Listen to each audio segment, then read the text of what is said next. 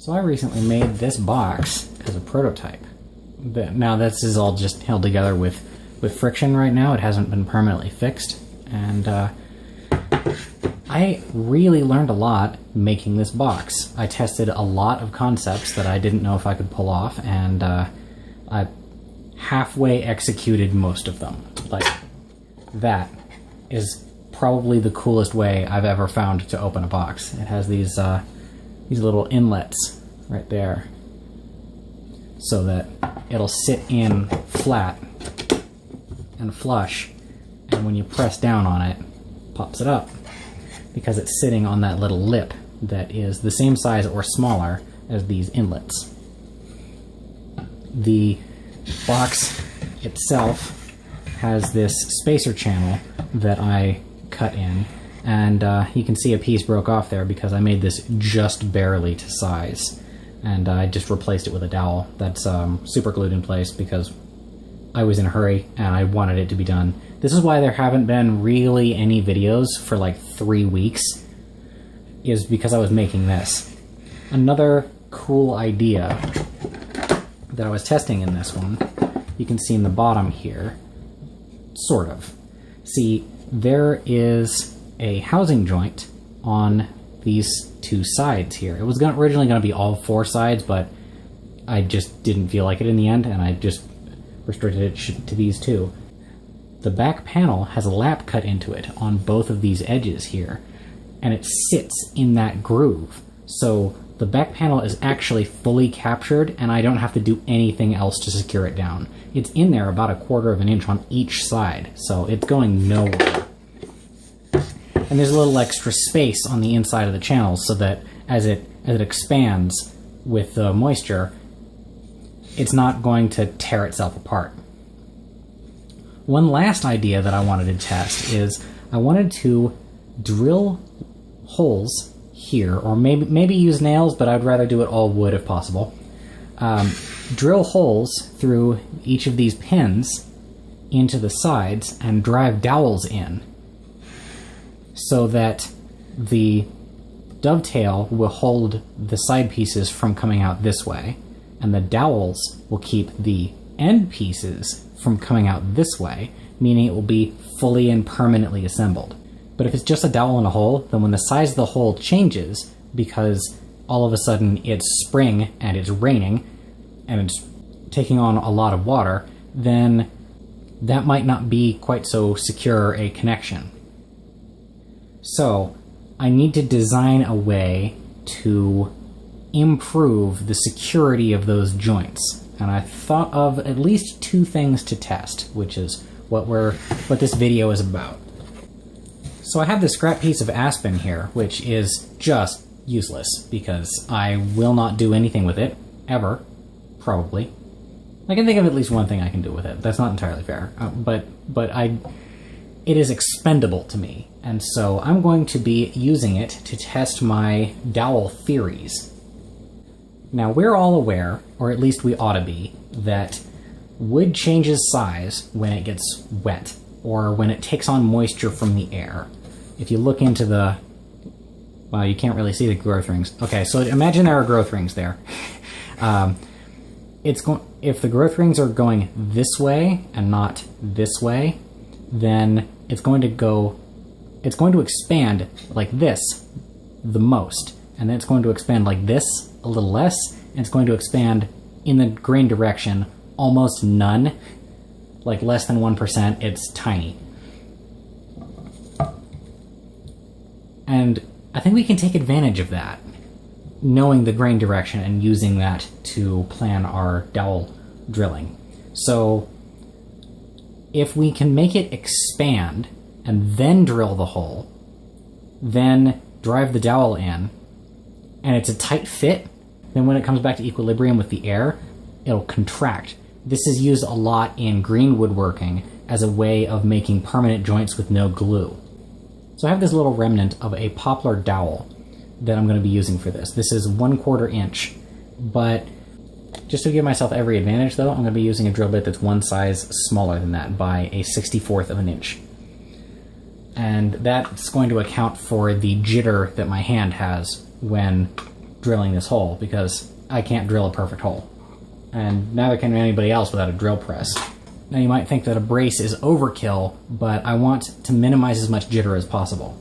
I've also tapered the end of this and the other dowel that I'm going to be using to test this. So I'm going to drill one dry like this, then I'm going to soak it for a couple hours, and then I'm going to drill another hole wet, and I'm going to drive the two of them in, and then I'm going to wait a couple of more hours, and we'll see what it looks like. Okay, so these are the original holes that I used to decide what size of drill bit I'm going to be using. I'm going to go a little south of that, and a little further to the inside, as a just in case. I'm going to start out going pretty slow.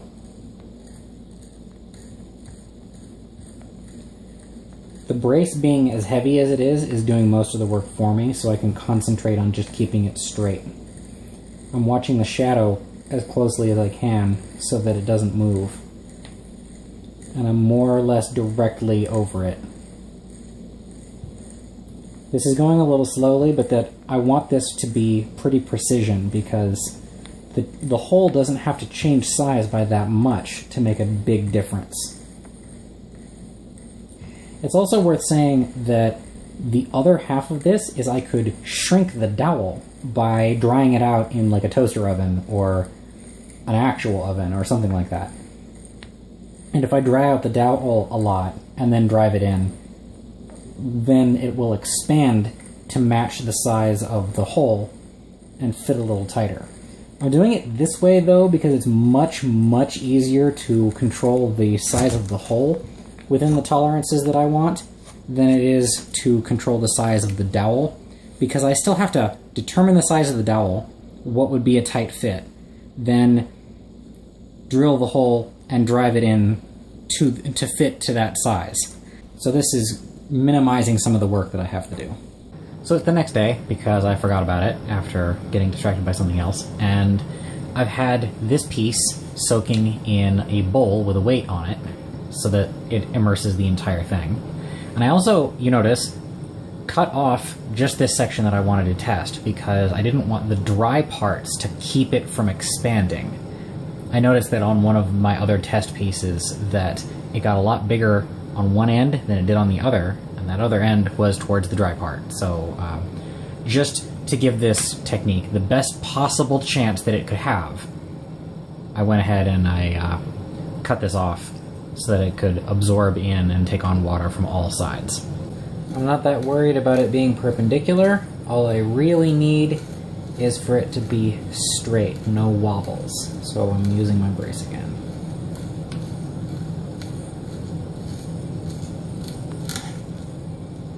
That went through very easily.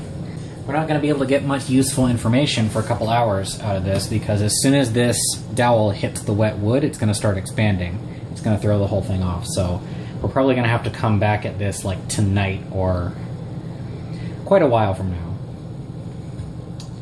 Alright, but let's see how well that goes in.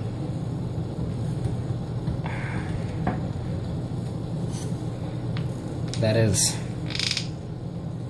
as tight as I would have expected a... let's get that out of the hole.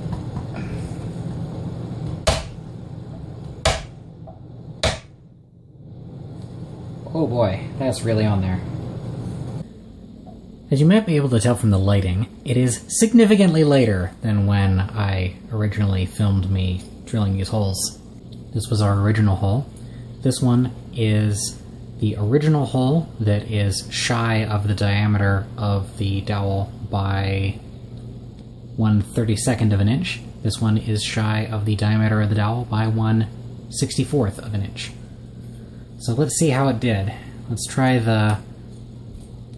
Oh boy, that is really going nowhere. I can press it out if I really try here, because I've got fairly strong fingers, but that was in there pretty good. If you can see the edge there, I can tell from looking at it that it has clamped down the end of this dowel.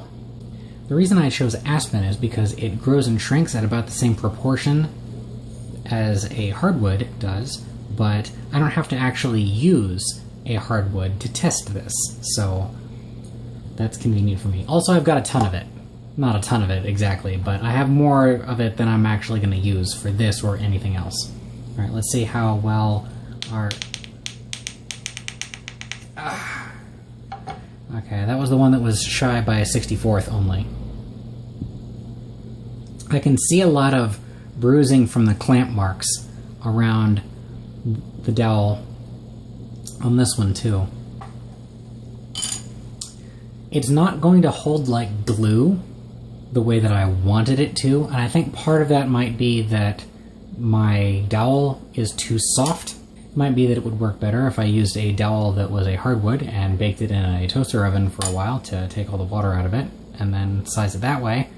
Or it might just be that the size is too small, because where I had noticed the real serious clamping was on these 3/4 inch holes for my bench dogs, which I had to expand in some cases with a file in order to get the bench dogs that go to them to fit properly.